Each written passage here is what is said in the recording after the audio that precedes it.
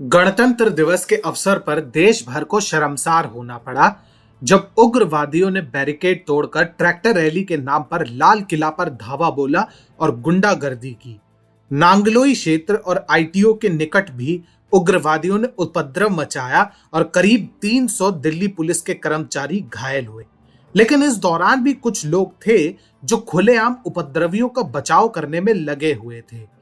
ये कोई और नहीं बल्कि बड़बोले पत्रकार राजदीप सरदेसाई थे, जिन्होंने न सिर्फ डीओ को बचाने का प्रयास किया बल्कि एक दंगाई की मृत्यु पर उल्टे दिल्ली पुलिस को फंसाने का प्रयास किया। 26 जनवरी को किसान आंदोलन के नाम पर अराजकतावादियों ने ट्रैक्टर रैली निकालने का ऐलान किया, लेकिन तय रूट से हटकर उग्रवादी लाल किले की ओर बढ़ गए और कुछ किसानों ने नांगलोई और आईटीओ में उपद्रव मचाने का प्रयास किया।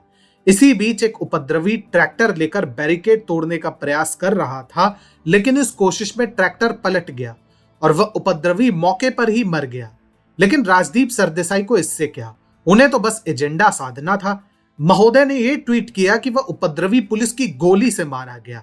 जनाब ने यह भी ट्वीट किया 45 वर्षीय नवनीत पुलिस की फायरिंग में मारा गया है। किसान कहते हैं कि उसका बलिदान बेकार नहीं जाएगा। लेकिन राजदीप का झूठ जल्द ही पकड़ा गया। स्थानीय लोगों के अनुसार वह उपद्रवी पुलिस वालों को ट्रैक्टर से कुचलने का प्रयास कर रहा था।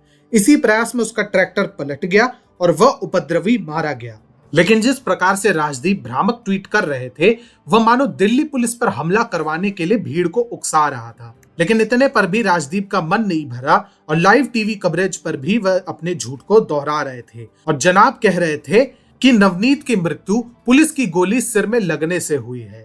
इसके अलावा वह उपद्रवियों को बढ़ावा देने के आरोपी योगेंद्र यादव को न सिर्फ अपने चैनल पर पूरी कवरेज दे रहे थे, बल्कि उन्हें अपनी झूठी दलीलें पेश करने का पूरा अवसर दे रहे थे। यही नहीं, राजदीप ने किसानों के प्रदर्शन को शांतिपूर्ण बताने में कोई कसर नहीं छोड़ी थी और बाद में जनता ने उन्हें आड़े हाथों भी लिया था।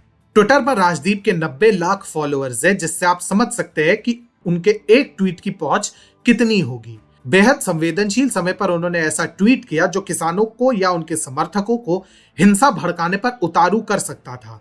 हद तो तब हो गई जब राजदीप ने एक्सपोज होने के बाद भी माफी नहीं मांगी। वास्तव में जिस फेक न्यूज और व्हाट्सएप यूनिवर्सिटी से लड़ाई का वो दावा करते हैं, वे खुद ही उस फेक न्यूज को फैलाने में सबसे आगे है। इससे पहले भी राजदीप कई मौकों पर फेक न्यूज फैला चुके हैं। हाल ही में जब वैक्सीनेशन का अभियान शुरू हुआ था, तब भी राजदीप सरदेसाई वैक्सीन को लेकर अफवाहों को बढ़ावा दे रहे थे और एक लाइव चर्चा के दौरान जब चर्चित डॉक्टर नरेश त्रेहान ने स्पष्टीकरण देने का प्रयास किया तो उन्हें बोलने भी नहीं दे रहे थे, जिसके चक्कर में डॉक्टर नरेश ने राजदीप को खरी खोटी भी सुनाई। इसके अलावा सोशल मीडिया उनके पुराने ट्वीट्स भी खंगाल रही है, जहां उन्होंने इस प्रकार की अफवाहें फैलाई थी और उन्हें आड़े हाथों भी ले रही है। अब कल्पना कीजिए, जब ये सोशल मीडिया नहीं था तब यही राजदीप सरदेसाई जैसे झूठे पत्रकार किस तरह से झूठ को बढ़ावा दे रहे थे।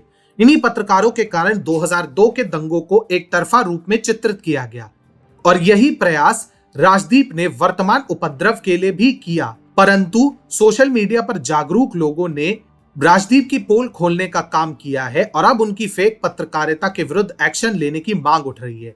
ऐसे में केंद्र सरकार को यदि वाकई में सिद्ध करना है कि इसने त्वरित कार्रवाई की, तो राजदीप सरदेसाई को अविलंब हिरासत में लेना चाहिए और उसका पत्रकार का लाइसेंस रद्द करना चाहिए।